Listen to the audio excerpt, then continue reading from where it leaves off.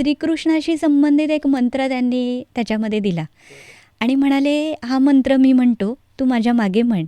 राधेश्याम कृष्णाचाच मंत्र होता आणि अतिशय सुंदर ह्याच्यामध्ये तो मालकंस रागामध्ये त्यांनी हे केला होता. म्हणजे अशा प्रकारे की जरा राधेश्याम राधेश्याम एवढाच मंत्र होता आणि तो म्हणजे त्यांनी म्हटला, मला मागे म्हणायला लावला. मी पण म्हटला. थोड्या वेळाने त्यांनी तो नाम म्हणजे मंत्र कृष्णाचा आता शब्दातून नाही म्हणायचा म्हणाले. तानपुरा सुरू आहे, तानपुराच्या नादावर तो मंत्र त्यांनी बसवून दिला. 4 तारा छेडल्यानंतर जो नाद असतो त्याच्यावर तो मंत्र त्यांनी फक्त ऐकायचा म्हणाले आता या नादावर. त्या पद्धतीने मी तो ऐकत राहिली थोडा वेळ. मग त्यानंतर त्यांनी माझ्याकडून थोडासा प्राणायाम करून घेतला, अनुलोम विलोम वगैरे, आणि डोळे बंद करायला सांगितले आणि आता म्हणाले की जो तानपुऱ्याच्या नादावर तुला मंत्र हे केलेला आहे तो ऐक, फक्त कर आणि काय मिरॅकल होतं ते बघ.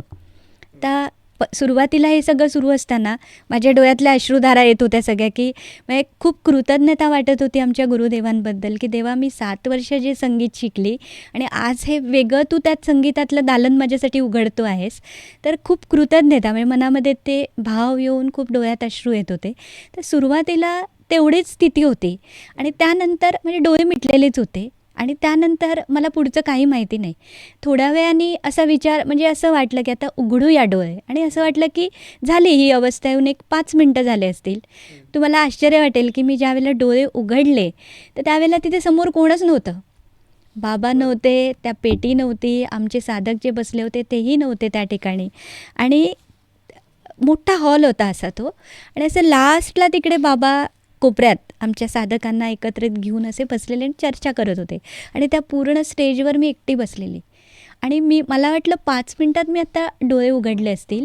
प्रत्यक्षात समोरच घड्याळ होतं, बघितलं तर 50 मिनटं झालेली आणि मला त्याच्यातलं म्हणजे एवढी मिनटं झाली हे कळलं नाही, कारण त्याला वेळेचं भान नव्हतं, शरीराचं भान नव्हतं, फक्त ते नादानुसंधान होतं. आणि हे होऊन मग मी उठून त्यांच्याकडे गेली, त्यांना नमस्कार केला. त्यांना खूप आनंद झाला. त्यांनी अगदी डोक्यावर हात ठेवला आणि म्हणाली, संगीतातून साधना करणारी मला पहिली शिष्या भेटली म्हणाले.